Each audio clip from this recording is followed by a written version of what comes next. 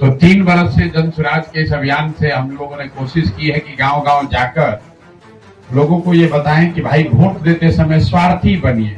बिहार में सबसे ज्यादा हालत किसका खराब है? मुसलमानों का। मुसलमानों की हालत क्यों खराब है? इनकी इतनी बंधुआ मजदूरी है कि दूसरे जो समाज के वर्ग हैं उससे तो लोग वोट मांगने भी जाते हैं, मुसलमानों से कोई वोट मांगने भी नहीं जाता है। वो जान रहा है कि जो भाजपा को हराता हुआ जाएगा, दिखेगा उसको, मुसलमान अपने आप वोट दे देगा। सच्चाई यही है। मुसलमान बात करने के लिए कहेगा कि हमको हिस्सेदारी चाहिए, हमको अच्छा काम चाहिए, हमको पढ़ाई चाहिए, रोजगार चाहिए, लेकिन उसने अपनी छवि ये बना ली है कि भैया जो भी भाजपा को हराता हुआ दिखेगा हम उसको वोट दे देंगे। नतीजा क्या है कि दलितों के बाद सबसे ज्यादा गरीब, बदहाल, फटेहाल अगर कोई है तो मुसलमान है। तो ये सिर्फ मुसलमानों के नजरिए से नहीं है, जो जितना बड़ा अपने आप को बंधुआ मजदूर बना लिया उसका उतना ही दुर्दशा है।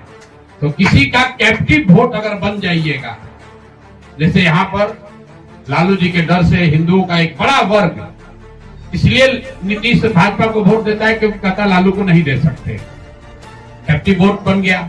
तो जो नीतीश कुमार पहले 5 वर्ष काम किए थे वही नीतीश कुमार है, वही व्यवस्था है, वही अफसरशाही है, और आज काम नहीं हो रहा है क्योंकि नीतीश कुमार को लग गया भैया काम करे ना करे लालू का डर दिखाएंगे, वोटवा हमको मिल ही जाएगा।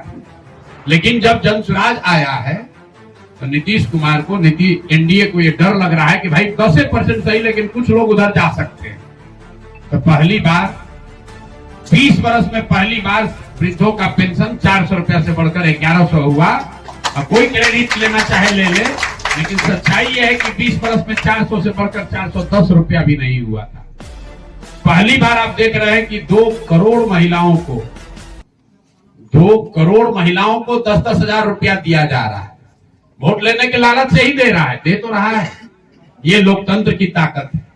कुछ लोगों को तो फायदा हो रहा है भाई। अगर जन स्वराज नहीं होता तो वो 2 करोड़ महिला को 10,000 रुपया नहीं मिलता। अगर जन स्वराज नहीं होता तो वृद्धों का पेंशन नहीं बढ़ता।